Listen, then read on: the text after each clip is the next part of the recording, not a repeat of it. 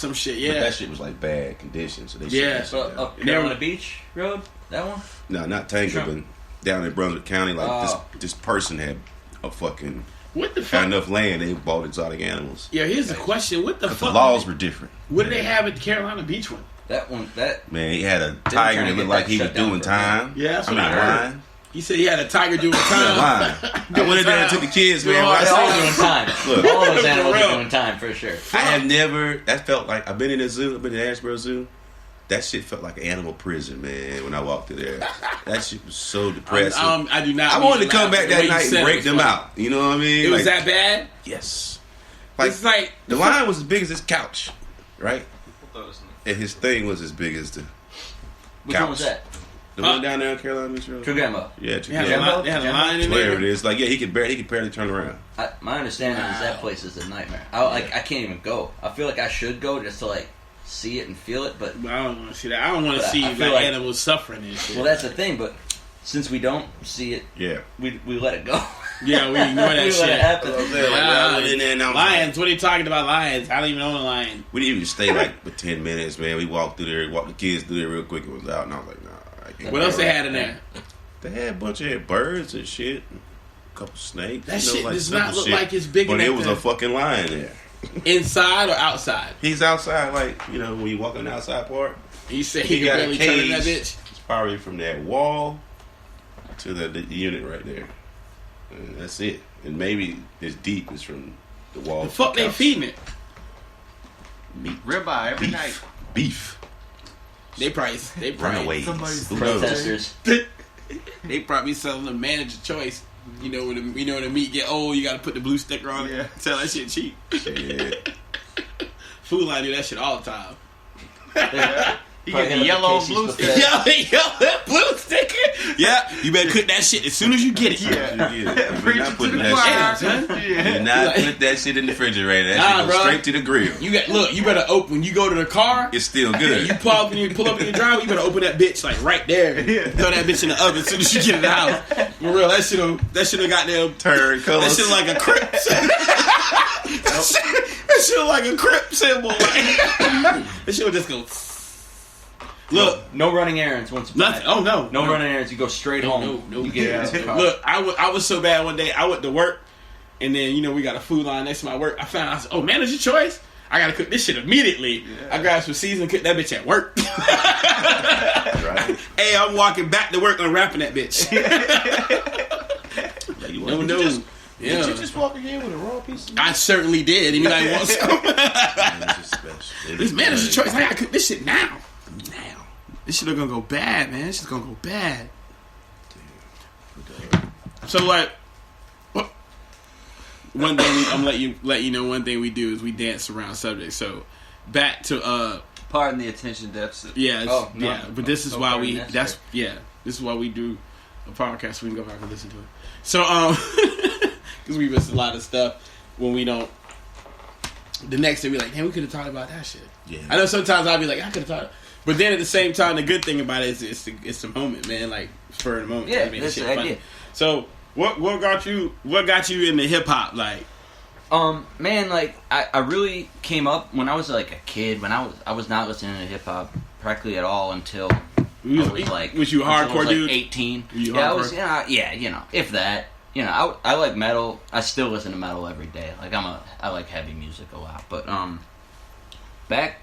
Like, really, it was when I had first heard the Definitive Jaxx Squad back in, like, 2000. Okay. So that, like, New York indie thing was kind of what first sparked my imagination as far as rap music goes.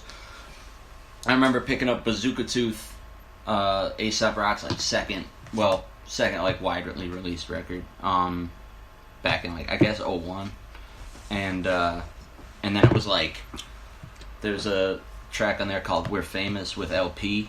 Ace and LP were like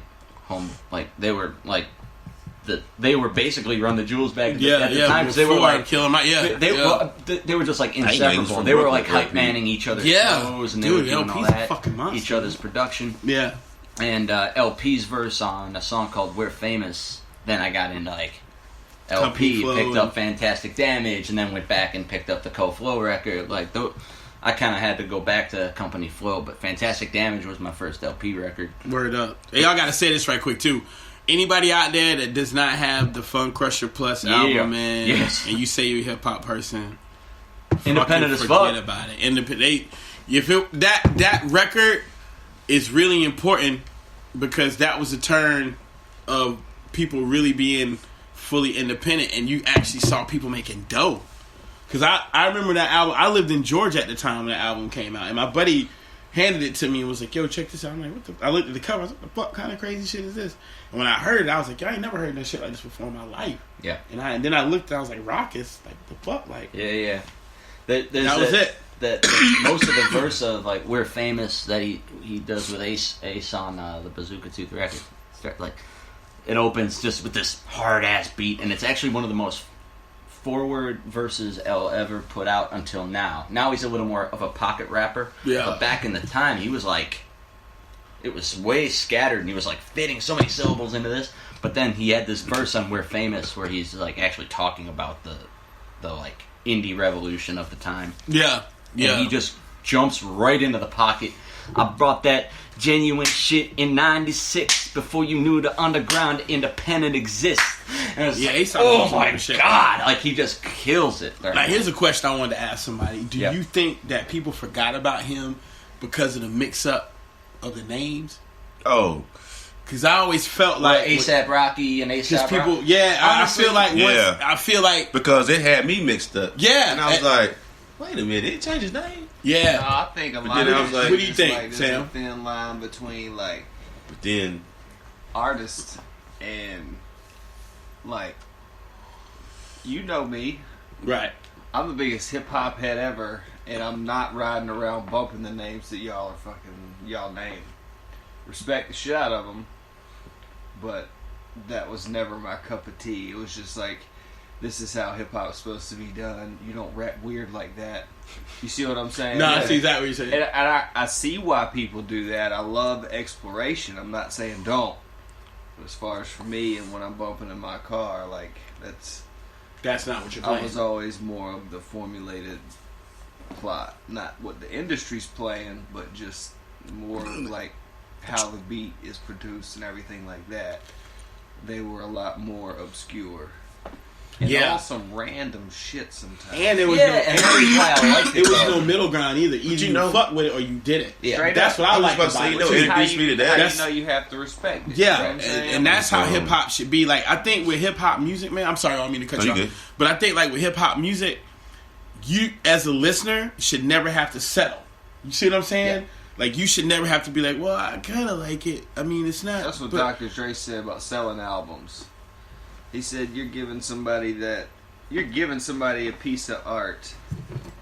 You have to figure out how to get their money out of their pocket. Right. You know what I'm saying? Like, why should they give you money for this album? Yeah. Why should is they it fuck worth with you? their time? Time is all we have. So why are there so many kids out nowadays that put out an album and get frustrated at the fact nobody wants to hear it? Like, that should tell you something in its own. You know what I'm saying? Like, you can't get mad at the fact that you consider yourself really good, but nobody else does. Yeah, you know, it's interesting. You got to look at.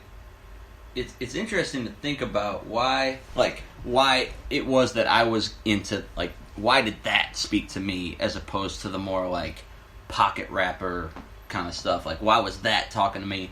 And I think I can tie it to, like I said, I'm a like born metalhead. I was that's like all through middle school and high school. That was like the stuff, and I still, like I said, listen to all still that. fuck with it. Yeah, LP like admittedly is highly influenced by that. No doubt. Actually, he's like boys with one of my favorite metal. Every time I die, they're like homies. And they're two of my favorite bands.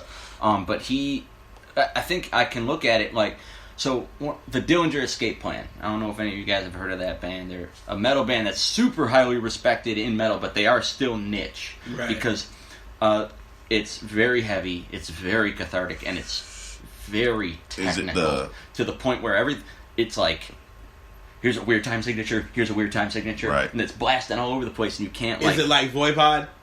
Way harder to follow. Okay.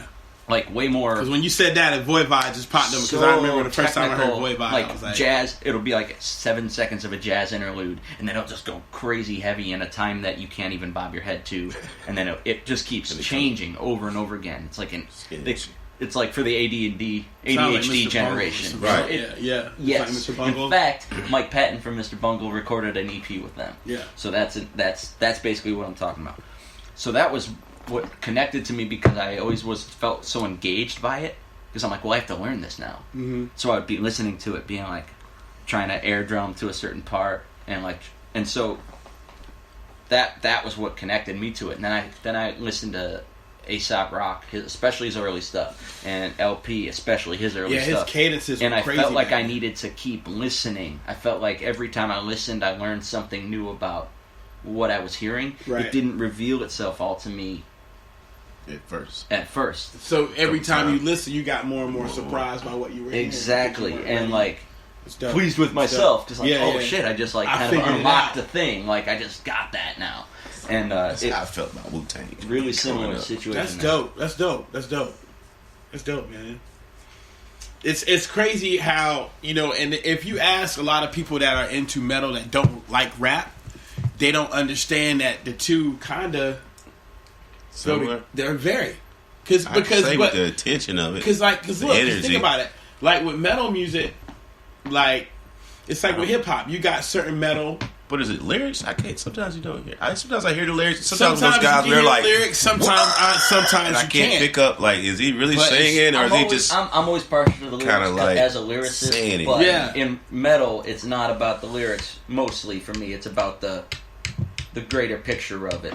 But it's still with hip hop, it is about the lyrics. Right. But there's still It's still Why like. is there's still a similar. That's what I was just thing. about to say. How come when you listen to reggae, it's like, oh shit, that's reggae. When you It's listen that to vibe. hip- I get bored as fuck. It's that vibe. Reggae, like the people. It's that vibe. But look, See, reggae they come up with me. vibe, They start talking to me about the reggae, and I be looking at them like. So why is it Mobb hip hop a vibe? Why is Like, why when it transitioned to Southern hip hop wasn't it different? Like if Southern this, had to bounce. If this is hip hop, Right. then why is that? You see what I'm saying? Like if reggae sounds like reggae, then why doesn't hip hop only All of it like, sound like the same. right? not sound the same because Like coming from the same area? Not all reggae because you got dance hall reggae, you got roots reggae, you got Yeah. So I feel where you're coming from, but I see what he's saying though. He's saying like, okay, you look at reggae as like that's the vibe, and that's it. That's it. We ain't saying And nothing how about the come lyrics. Hip-hop, yeah, Hip like hop we all look about at- lyrics. With Because when they hip-hop, built up on wanna bars in the separate beginning? shit. Oh, but I saying? mean, Isn't that what it was But about? I'm- Like but slick yeah, talking on the beat. but I think, I think Saying as something smooth as it and- excelled and got further, I think it's kind of like but I wasn't listening to Common. right. I was right. listening to like darker, heavier shit. So it's Right, still right. about that It's like- vibe, you know. Like it's still there's still a different. Are y'all types talking about of, somebody like, that's like feel. But like, What was it with but Wu-Tang? even like certain types of metal though, it's like because you got your Sepultura, Flatlines. then you got your dark shit like Slayer, Right. then you got your Grave shit like Diggers. Anthrax, Sepultura and then was you. never my shit. But I'm just like, What's up? Are they like the grave diggers? who? The people, the dude you talking about, the rap you talking about? Talking about remember that they used to call it hardcore. You had So they called you had it- Grave- I never listened to yeah, hardcore. You had Maybe you had Cage. I was like- Cage a you little had bit. Cage, you I had thought that was Grave cool. Diggers. You remember Flat? Yeah, I remember Flatliners? Cage. Yeah, Evil Flatlines and Live, them. Evil Yeah. Live. I Yeah, listened all to that Cage. I shit. did listen to Cage. Yeah. But that was like as Yeah, I remember hardcore as I Cage. got. What was Yeah. that? Oh, what's the one guy that's like Alex the Yeah. Worm King. So you had like remember all that shit? But I mean, like That shit got crazy. down It was and like- dark. It was always crazy, Yeah. and I was like, Y'all I never so thought rap open-minded was when supposed it to comes go to that shit. way, and I was like, so don't when I see first how heard it, fucking I'm like, listen to it. what the fuck? Like, never thought about I rap think- about that shit. It's like, damn, they Some of saying those some silly fucking shit. beats though, I think. Necro. Yeah, That's Necro. fucking It's horses, I don't like Necro at all. horses. But yeah, I couldn't stand that shit. I think I did not feel like it that at shit. all. But you know, he's got an album with. He put an album out a couple years ago with Cool G Rap. Man. With Necromist? Necro did, yeah. Necro did. I like to hear that Soul with rap. The chick was doing well, so Yeah. Hey, make horses. Necro also Horses. made that beat lists. for Mr. Yeah. Motherfucking Esquire. He's done some dope shit for Ill Bill too. Yeah. Off I Ill would Bill's take first that. solo. Yeah. On Bill that show. Esquire track, he was on there with like the. They ended up doing a remix with Esquire, Danny Brown, Oh, LP. Yeah.